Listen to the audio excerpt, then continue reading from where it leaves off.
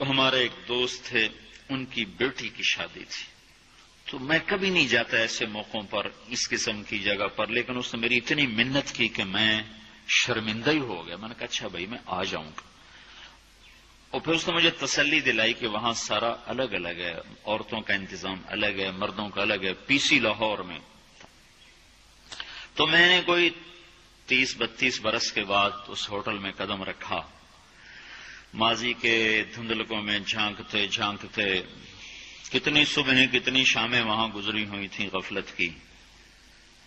تو میں جب وہاں سے نکلنے لگا کھانے کے بعد تو عورتیں نکل رہی تھیں، اکثر بے پرد تھیں. تو وہاں گیلری میں مجھے کسی نے روک لیا، وہ مجھ سے بات کرنے لگ گیا. میں کھڑا ہو گیا. دائیں بائیں کچھ اور عورتیں کھڑی تھیں. اتنے میں سب کی نظر پیچھے لگی، عورتوں کی بھی مردوں کی بھی. تو مجھے سمجھ میں نہیں آیا کہ یہ نظریں پیچھے کیوں اٹھ رہی.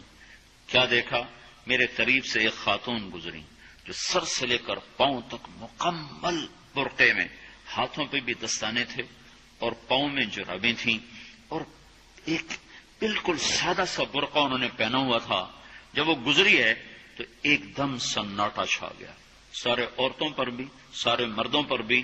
تو مجھے اس وقت خیال آیا کہ یہ حق ہے. یہ سورج جب چمکتا ہے تو ہر ایک کو اس کی روشنی نظر آتی ہے. وہ عورت اتنے اعتماد سے گزری، ورنہ ایسے ماحول میں تو جنہوں نے پردے کیے ہوتے ہیں وہ پردے اتار دیتے، سر سے دوپٹے اتار دیتے. وہ اس میں اس طرح گزری، سب کی نظریں شرم و حیا سے جھک گئیں. وہ عورتیں جن کے دوپٹے کہیں جا رہے تھے ان کی بھی نظریں شرم و حیا کی وجہ سے جھک گئیں. یہ مسلمان عورت کی پہچان ہے. یہ فاطمہ کی بیٹی ہے، یہ خدیجہ کی بیٹی ہے. یہ مغرب کی ننگی بیٹی نہیں ہے کہ جہاں ماں بیٹی کا تصور ختم کر دیا گیا ہے. اب وہ گندگی ہماری طرف پھینکنا چاہتے ہیں، وہ ہمیں یہ گند چاٹنے پر لگانا چاہتے ہیں، اور ہم اللہ کی منت کر رہے ہیں یا اللہ تو اس نظام کو توڑ دے. ہماری تو بے بسی ہے. ہماری بیٹیوں کے سر سے دوپٹے اتر گئے، کپڑے مختصر ہو گئے. عجب حال ہے. حیا پتہ نہیں کہاں ہی روٹ کے چلا گیا، نظر ہی نہیں آتا. پہاڑوں میں جا کے بھی ڈھونڈا، وہاں بھی نہیں ملا. صحراؤں میں گئے، دریاؤں میں گئے، کہیں نہیں ملا. کبھی ایک صفت ہوا کرتی تھی، آج پتہ نہیں کہاں سے ملے گی، کس بازار سے ملے گی. وہ منڈیاں ہی بند ہو گئیں.